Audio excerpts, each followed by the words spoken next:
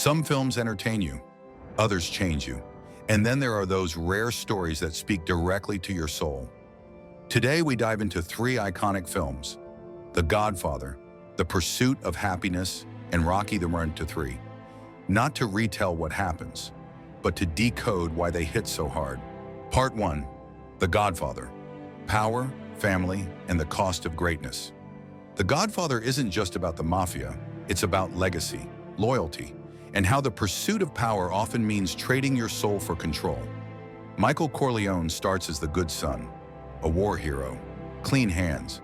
But as the family collapses into chaos, he steps in, not out of greed, but out of love. He says it, "That's my family, Kay. It's not me." But slowly, we watch as "not me" becomes exactly him. That's the trap of responsibility. Sometimes to protect the ones you love, you have to become something you swore you'd never be. But what's the price? By the end of the trilogy, Michael has everything and nothing. Wealth, respect, fear, but no peace. Not with his children, not with his wife, not even with himself. The Godfather teaches us that power gained through fear comes at the cost of everything you once held dear. And no amount of money or status can fill the hole left behind. Part 2. The Pursuit of Happyness, Hope in Hell. This movie hurts because it's real.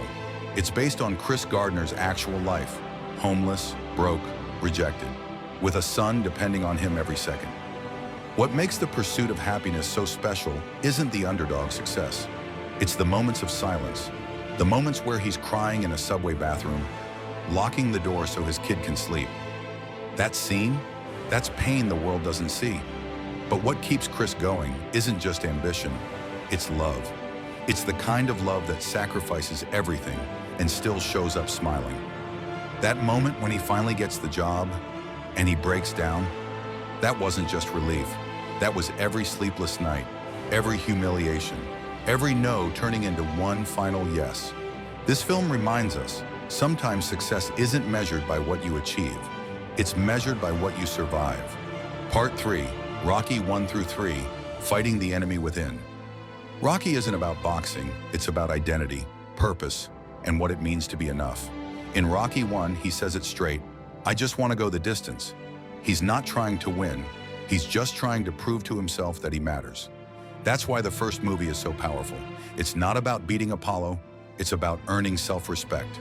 Then in Rocky 2, he wins, but not for the crowd, not for money. He wins for Adrian, for love, for family. But Rocky 3 flips the script.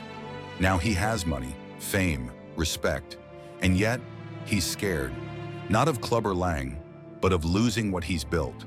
That's when Mickey dies, and the story goes from boxing to grief.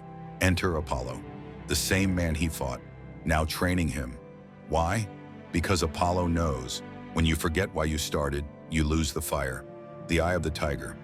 Rocky 3 is about reigniting your soul, about remembering your hunger, not for titles, but for purpose. Together, these films show us the real fight is never in the ring, it's in your mind. It's about believing that you, just you, are worth fighting for. So what do these stories have in common? They're about the climb. Whether it's into power like Michael Corleone, out of poverty like Chris Gardner, or back to your heart like Rocky Balboa, they're not about being perfect.